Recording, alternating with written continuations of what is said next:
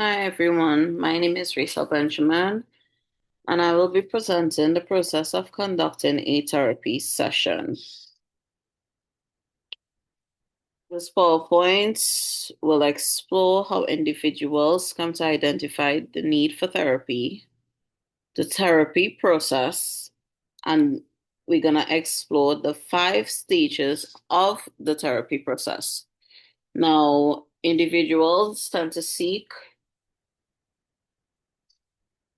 therapy for a number of reasons, whether it be anxiety, depression, self-esteem, stress, addiction, phobia, and so forth.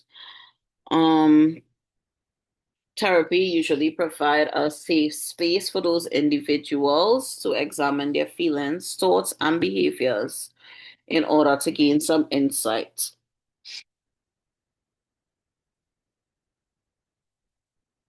Now, the therapy process consists of 5 stages. Those stages are setting the tone or relationship building, problem assessment and diagnosis, goal setting, intervention and problem solving, and lastly, evaluation or termination. The counseling or therapy process can be described as a planned standardized dialogue between the client and a specialist.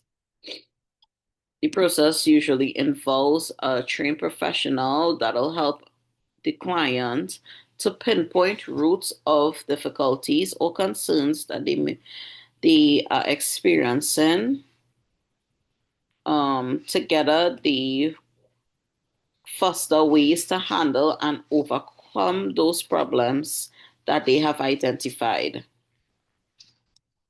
The first stage in the therapy process is relationship building, which we are about to move on to. Now relationship building is based on building good rapport with the clients, creating a safe space, helping them to feel respected. And first impressions are very important at this stage or within any relationship. Um, First impressions are usually rapidly formed, and so starting meetings in a respectful and intentional manner is key to building a strong connection. At this stage, we usually clarify roles, expectations, and like I said, establish safety and trust. Next, we have assessment and diagnosis. At this stage, counselors usually use different methods to obtain information that will help them to form conclusions about the client challenges. Um, Identifying data is usually collected, so identifying data such as name, age, gender, along with current lifestyle, family history, and personal history that'll help to that'll help the therapist to form a conclusion about what exactly might be going on with the client.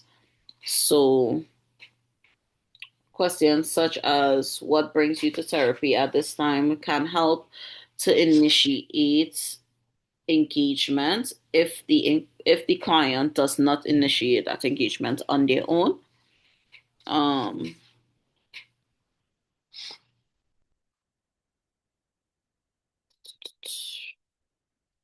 so also at this stage, for example, say we had a client that came in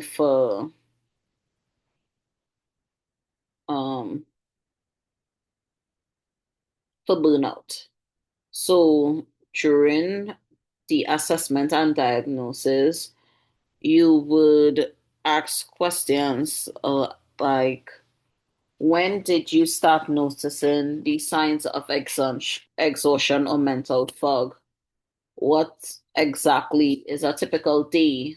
What does a typical day look like for you right now? So, also other questions such as, are there any tasks in particular that feel the most draining? Or are there any people that feel draining or situations? You know, this is all questions that will be asked at this stage in the therapy process to help the therapist form an assessment. Next, we have therapy goals. Now, setting goals is important, and well-defined goals are essential for guiding the course of therapy, measuring progress, and determining when the practitioner-client relationship should end. In order to set these goals, there should be a clear indication of problems through inquiry, of strengths, resources, and centering outcomes that can fit into the client's life. Questions like, what would you like to get out of the work together? So, for example, again, the same clients experiencing burnout. Questions like, what would usually help you cope with burnout in the past or help you cope with feeling fatigue or being mentally fogged? Um, Also questions like, how can we make these goals feel manageable for you? Helps the client to feel supported by the practitioner. It shows them that it is a joint effort. And again, setting goals is a very vital stage in the therapy process. After we have set these goals, we will move on to intervention and problem solving. Now, this is where the focus shifts to working towards those collaborative goals in the previous stage, and is necessary to identify the client's personal strengths and work on strengthening their coping skills.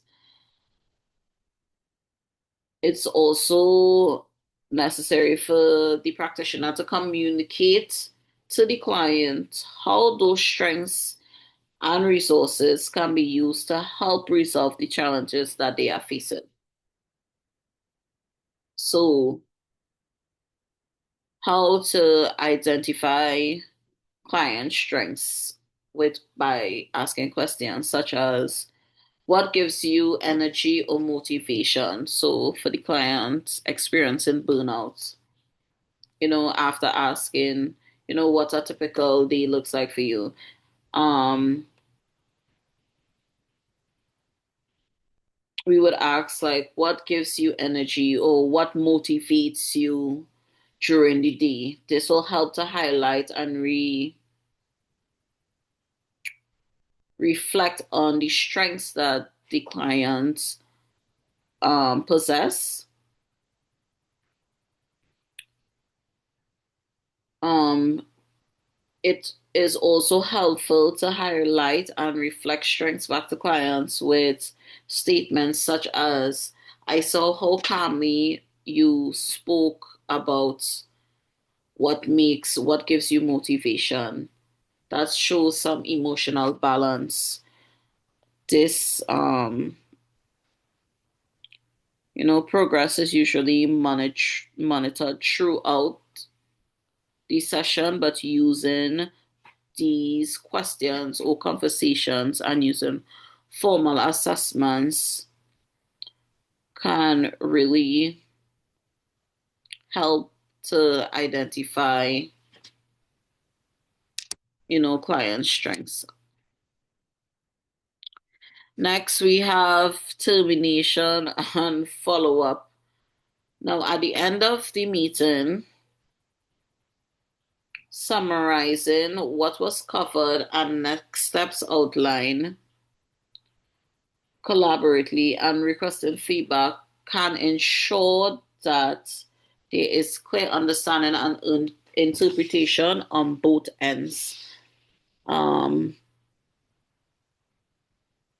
Next steps would be, you know, what can we do to ensure that, the goals are being met and stuff. Like, so at the end of the session, questions such as what goals do you feel you have achieved and, are still, or which goals are still ongoing, helps to put a, I guess, time frame on where the client is at and how far still they still have to go. What tools have been most helpful is also a great question in the termination stage. And as for follow up, what would you like to schedule a follow up session? Helps to let the client know that there are options to come back, and the door is open to talking and exploring more that can be done to address the issues. In summary, focusing on building rapport with the client and providing a supportive and safe space for her to begin exploring the underlying causes of the problems she has experienced would be the main focus of the meeting. After we have reviewed the confidentiality policy, informed consent, and clarified the role of the practitioner in the therapeutics process, and one goals are set. We should proceed to summarizing those key topics covered and are also asking for feedback during that time, ensuring that the meeting ends with a clear plan and for next steps is important in continuing, the client practitioner relationship. Okay, thank you.